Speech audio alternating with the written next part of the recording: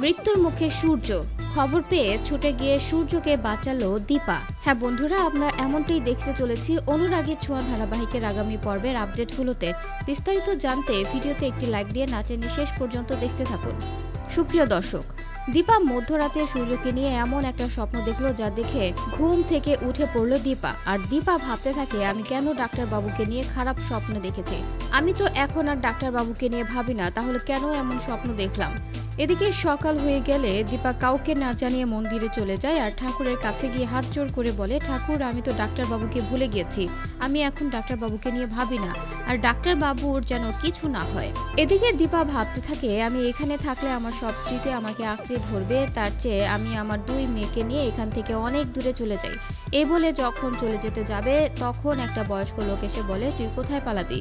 তুই যেখানে যাস না কেন, তুই কোথাও গিয়ে ভালো থাকতে পারবি না। যা শুনে চমকে যায় দীপা।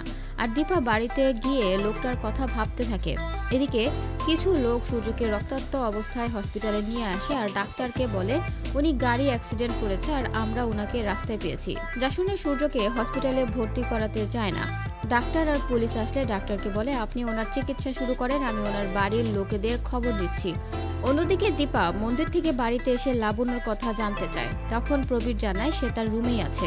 যা শুনে দীপা লাবণ্য রুমে যায় আর গিয়ে দেখতে পেল সে ডাক্তার বাবুর জামা কাপড় বুকে জড়িয়ে ধরে কান্না করছে। যা দেখে দীপা বলে, মা, আপনার কি হয়েছে? আপনি কান্না করছেন কেন? তখন লাবণ্য বলে, আমি কালকে ভোর রাতে সূর্যকে স্বপ্ন দেখছি, সে আমার কাছে আসতে অনেক কষ্ট করছে কিন্তু আমার কাছে আসতে পারেনি। যা শুনে মাথা ঘুরে যায় দীপার। আর দীপা ভাবতে থাকে, তার মানে কি ডাক্তারবাবুর বিপদ হয়েছে?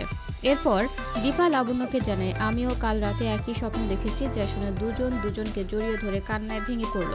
অন্যদিকে সূর্যর জ্ঞান আসলে সে সবকিছু ভেঙে ফেলে আর তার সামনে কোনো নার্সকে আসতে দেয় না আর আবল তাবল কথা বলতে থাকে।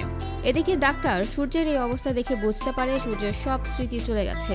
এরপর ডাক্তার সেনগুপ্ত বাড়িতে কল দেয় আর সূর্যের অ্যাক্সিডেন্টের কথা লাবণ্যকে জানায় ডাক্তার। এদিকে দীপা সূর্যের অ্যাক্সিডেন্টের কথা শুনে সূর্যকে বাঁচাতে হসপিটালে ছুটে যায়। তো বন্ধুরা, তোমরা এমনটাই চাও তো ছুটে গিয়ে যেন সূর্যকে বাঁচিয়ে তুলে দীপা? এমনটা চাইলে কমেন্ট করে জানিয়ে দাও। আর পরবর্তী আপডেট পেতে আমাদের চ্যানেলটি সাবস্ক্রাইব করে পাশে থাকো। ধন্যবাদ।